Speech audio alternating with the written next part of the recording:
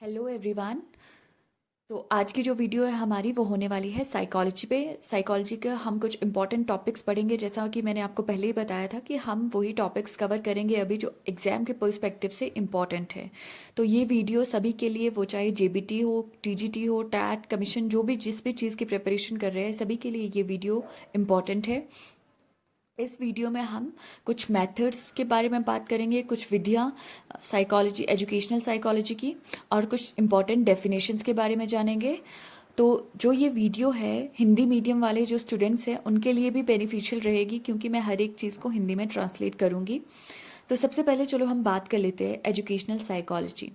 Psychology तो हम पढ़ते ही है, और साइकोलॉजी हमें पता है साइकोलॉजी की एक जो डेफिनेशन है, psyche plus logos. Psyche means soul and logos means study. तो मन का अध्ययन करना मनोविज्ञान है।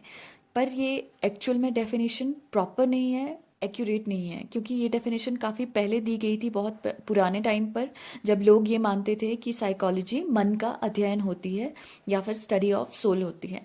बट बाद में बहुत सारे साइकोलॉजिस्ट आए जिन्होंने इस थियोरी को गलत प्रूव किया, और उन्होंने क्या बताया कि साइकोलॉजी क्या होती है, बिहेवियर, स्टडी ऑफ बिहेवियर।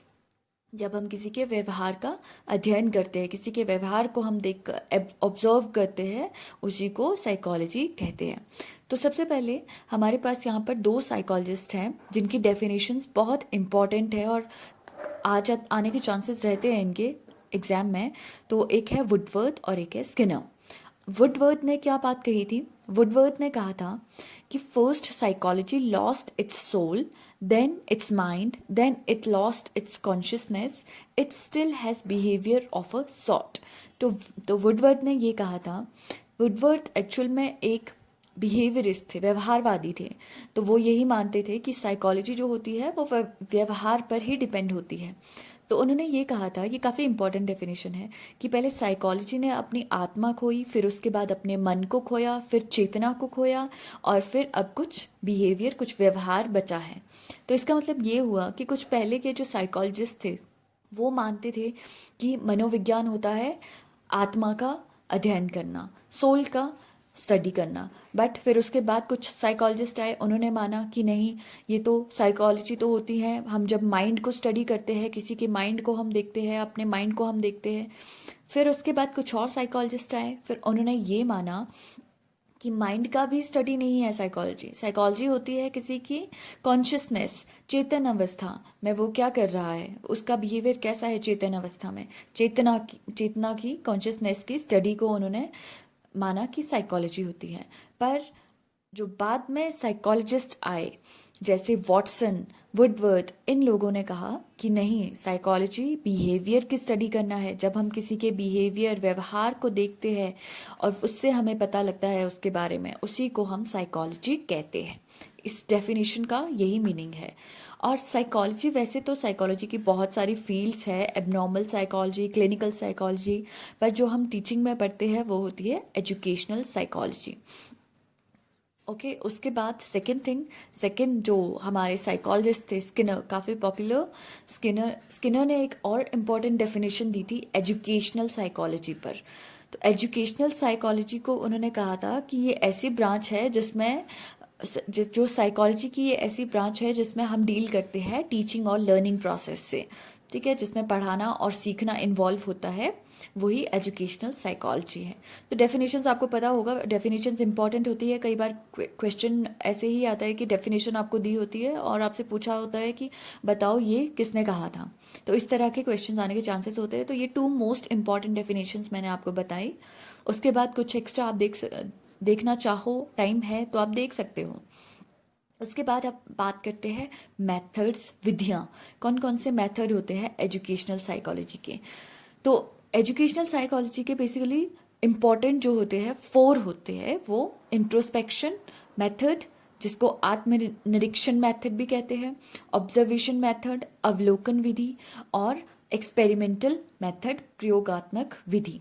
तो ये 3 बेसिकली इंपॉर्टेंट होते हैं। एक और भी होता है डिफरेंशियल मेथड, उसको हम नेक्स्ट वीडियो में पढ़ेंगे, पर फिलहाल के लिए अभी हम ये 3 समझते हैं।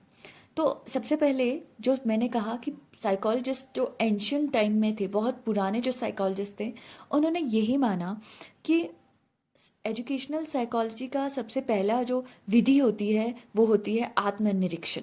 कि अपने आप को, जब इंसान अपने आप को एनालाइज करता है, अपने आप के अंदर चीज़ें, अपने थॉट्स को एनालाइज करता है, अपने चिंतन को का निरीक्षण करता है, उसी को इंट्रोस्पेक्शन या आत्मनिरीक्षण मेथड कहा। पर इससे बहुत सारे साइकोलॉजिस्ट बिल्कुल भी अग्री नहीं करते थे, इस वजह से इस मेथड को भी रिजेक्ट कर दिया गया। इसमें प्रॉब्लम क्या थी कि अगर आत्मनिरीक्षण अगर हम अपना करने लगे, तो फॉर एग्जांपल अगर अभी हमें गुस्सा आया है, बहुत ज़्यादा गुस्सा आ रहा है हमें, और हम फिर चलो गुस्सा आ रहा है हमें, हम बैठ जाते हैं, हम सोचने लगते हैं, हम अपने आप को एग्जामिन करने लगते हैं, एनालाइज करने लगते हैं कि हमें क्यों ऐसा हो रहा है, क्या हो रहा है।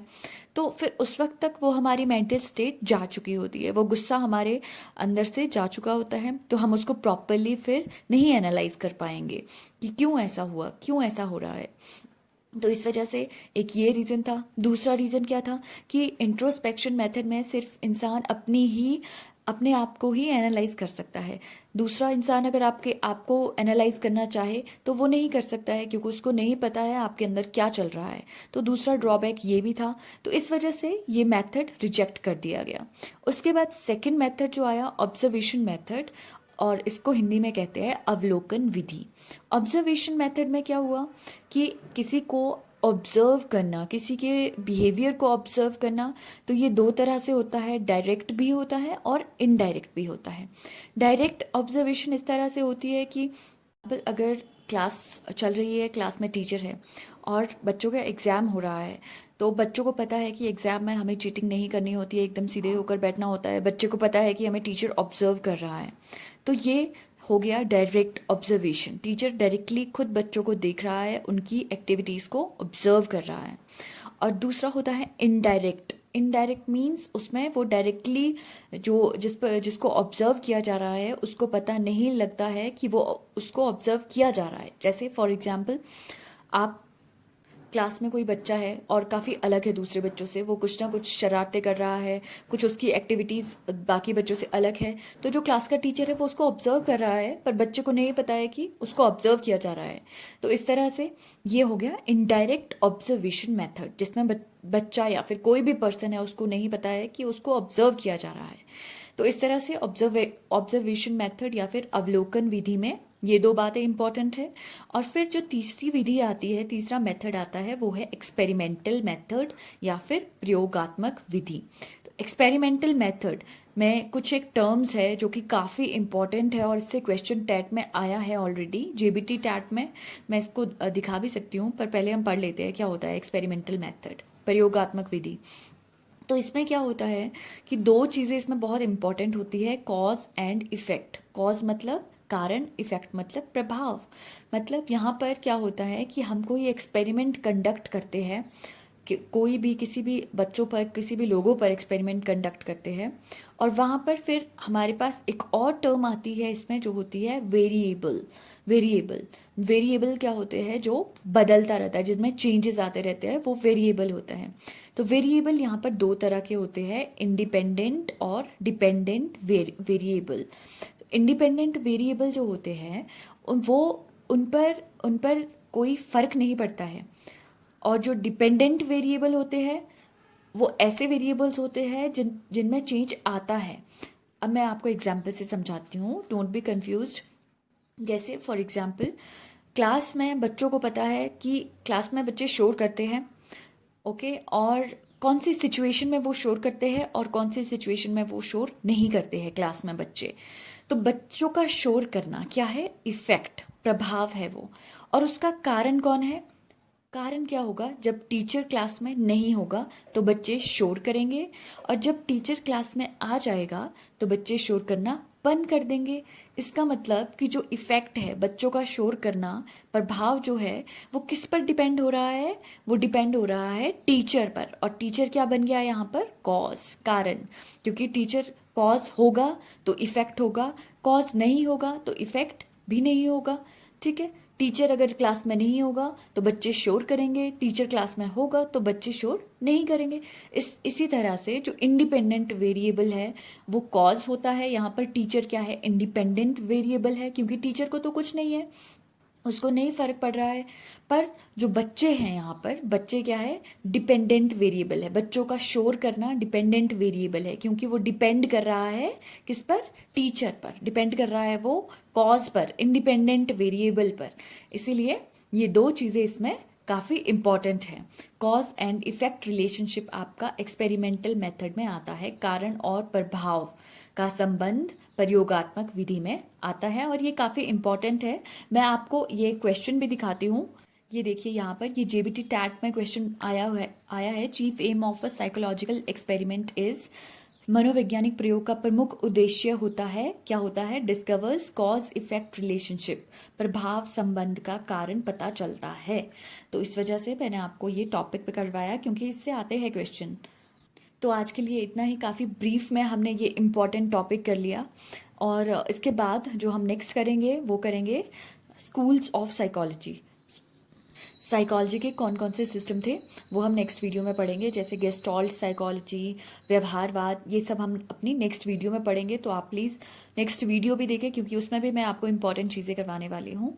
तो thank you for watching my video.